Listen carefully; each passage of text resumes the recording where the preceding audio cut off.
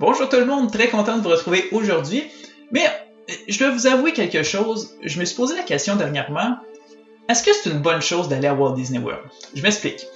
Je suis quelqu'un qui, jour après jour, essaie de réduire mon impact environnemental. Je fais très attention pour jamais gaspiller, je m'assure de bien recycler ou mieux encore, je réutilise au maximum ce que je peux. Je fais attention à ce que je consomme puis à sa provenance. Acheter local et seconde main, c'est toujours le mieux pour l'environnement.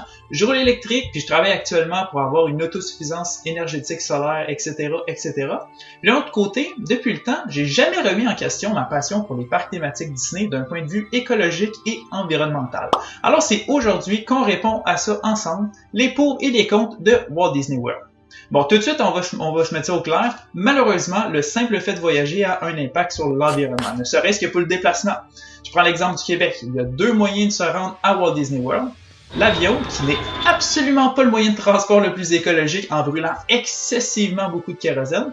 Sinon, il y a la voiture qui, bien sûr, demande un peu plus de temps. Mais en famille ou entre amis, avec disons 4 personnes à bord, ça devient un peu mieux pour la planète. Loin d'être parfait, mais un peu mieux. Mais rendu à destination, c'est quoi l'impact des parcs thématiques sur l'environnement? Après tout, c'est des immenses espaces où toute la nature a été rasée dans le but de satisfaire uniquement au divertissement de l'humain. Mais face à tout ça, gardons en tête que Walt Disney, l'homme qui a débuté toute cette magie, avait un très fort attachement à la nature et à la beauté de ses paysages et de ses écosystèmes. Walt adorait le monde animalier, il en parlait souvent à la télévision. Il adorait les activités en pleine nature, le ski surtout. Alors lorsqu'il a eu l'idée de s'implanter en Floride, qu'avec cette incroyable opportunité d'acquérir autant de terrain, c'était certain qu'une grande partie allait être dédiée à la nature et à sa conservation. Actuellement, au moins le 2/3 du terrain, c'est de la forêt ou des boisés. Oui, c'est fragmenté par des autoroutes, mais considérant que c'est aussi grand que la ville de Paris, c'est quand même considérable la quantité d'arbres qu'il y a là-bas. Disons au moins que c'est bien mieux que n'importe quelle autre destination dans la région d'Orlando. Et aujourd'hui encore, ces valeurs en faveur de l'environnement sont respectées par la compagnie. Ou du moins, ils font des efforts qui vont de plus en plus dans ce sens. Je vais vous donner plusieurs exemples en vrac, là, comme ça.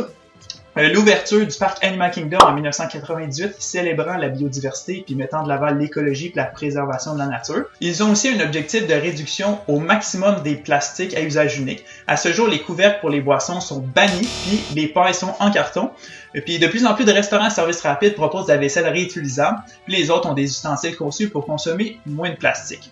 Aussi, depuis quelques années, les sacs réutilisables sont très fortement recommandés lors d'achats en magasin.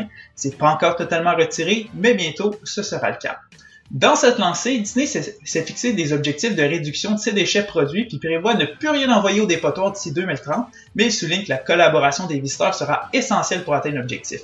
Au Québec ou en Europe, on a été plus conscientisé à propos du recyclage ou du compostage, mais aux États-Unis, c'est pas gagné d'avance.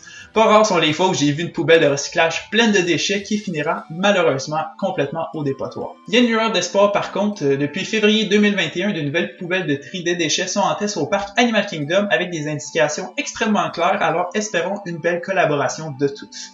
Mais sinon, ce qu'ils ont commencé depuis très longtemps, même depuis l'ouverture en 1971, c'est la récupération des déchets organiques dans le but de récolter des biogaz produisant une énergie qui alimenta une portion des parcs thématiques. Oui, Disney, c'est beaucoup de restaurants, mais il n'y a pas de gaspillage alimentaire, car les surplus qui peuvent encore se conserver sont donnés à des organismes locaux ou parfois vendus à rabais aux cast members, puis ce qui ne se conserve pas est au moins revalorisé en récupérant le méthane émis pendant la décomposition. Mais parlant d'énergie, Disney a mis au point une nouvelle initiative il y a quelques années en établissant son premier champ de panneaux solaires assez ludique en forme de Mickey Mouse, mais quelques années plus tard, un deuxième beaucoup plus grand entre en opération, puis en prime pour réduire les îlots de chaleur puis aider la faune et la flore, plusieurs millions de plantes indigènes à fleurs ont été plantées tout autour pour aider les insectes pollinisateurs dans leur travail, très important dans nos écosystèmes et l'agriculture humaine. En tout, les panneaux solaires produisent en ce moment 25% de l'énergie que Disney a besoin, mais leur objectif est d'avoir une émission nette de gaz à effet de serre à zéro d'ici 2030. Puis contrairement à nos gouvernements qui sont coincés par les profits des grandes entreprises, je crois que Disney a une réelle chance de réussir. À voir s'ils vont respecter leur objectif dans les prochaines années. Vous voyez, là, c'est une destination voyage tellement inspirante, là. Si vous voulez commencer à planifier votre prochain voyage de rêve au Walt Disney World, à Disneyland ou sur une croisière Disney, n'hésitez pas à me contacter au maxime@wdworld.com ou à remplir le formulaire de soumission et je pourrai vous aider à personnaliser votre séjour à l'image de votre famille. En plus, je suis là pour vous donner plein de conseils, effectuer toutes les réservations et suivre les promotions pour que vous ayez toujours le meilleur prix. Mes services sont totalement gratuits, c'est Disney qui me donne une commission, alors ça encourage l'économie locale en plus. Mais là, je vous décrivais Walt Disney World comme si c'est la plus verte des entreprises qui sont les meilleures côté environnemental. Mais désolé de rompre ce charme car il y a encore quelques points à améliorer auxquels ils se sont peu prononcés pour le moment. Évidemment, ce ne sont pas les pires non plus, là, si on regarde la compagnie Nestlé qui pense que les sources d'eau devraient être privatisées puis purifie leur eau avec tout plein de produits chimiques dans des bouteilles en plastique qui se désagrègent dans l'eau. Même eau qui est utilisée dans tous leurs produits pour bébés qui contient des métaux lourds comme de l'arsenic ou du plomb. Puis sans oublier toutes leurs sous-marques qui encouragent l'exploitation d'enfants puis des conditions qui n'ont pas d'allure. Là. C'est pas compliqué là. Moi je vous invite vivement à boycotter tous ces produits.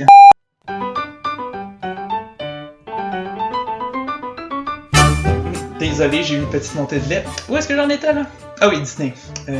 Ouais, c'est ça. C'était encore quelques points à améliorer. On a vu les beaux côtés, qui sont prometteurs, mais pour rester objectif, il y a encore beaucoup de facteurs très polluants. La première des choses, la plus évidente, ce sont les feux d'artifice. Oui, c'est absolument magnifique, magique, grandiose, mais c'est absolument néfaste. Des gaz toxiques en tout genre, là. Oui, ça flotte en haut du château, mais ça se dissout dans l'atmosphère, puis, veut pas, ça finira en partie dans nos poumons pendant la soirée.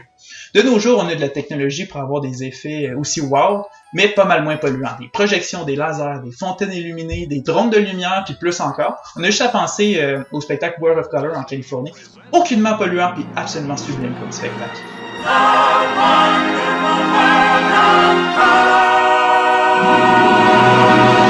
Autre chose encore, tous les véhicules à Disney World, il y a beaucoup de moyens de transport, autobus, train, bateau. Ça va bien beau être des transports en commun, ça reste plutôt polluant, car ceux-là fonctionnent au bon vieux pétrole. Ce qui les aide, là, ce sont les monorails et le Skyliner qui sont électriques, mais c'est loin de représenter la majorité des transports.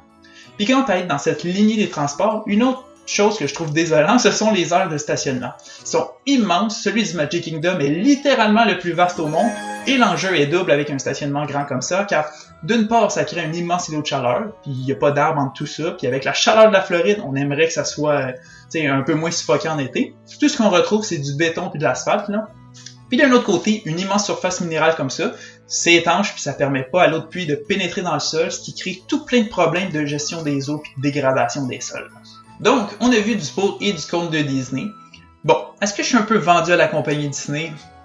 Peut-être, mais au moins, on voit des efforts, des objectifs comparativement à d'autres. Non, je veux même plus te voir, là, ça pollue ma vidéo, là.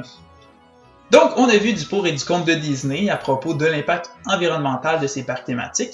Mais maintenant, si vous, personnellement, vous voulez moins impacter la planète lors de votre prochaine visite, je vous propose 5 façons concrètes de rendre votre voyage plus éco-friendly. Ce sera dans ma vidéo de demain, donc pour ne pas la manquer, je vous conseille de vous abonner à ma chaîne YouTube et d'activer la cloche pour être au courant dès qu'elle sortira. En attendant, merci de partager la vidéo ou de commenter, j'adore vous lire, savoir ce que vous en pensez de tout ça. On se retrouve demain pour la suite. Salut tout le monde!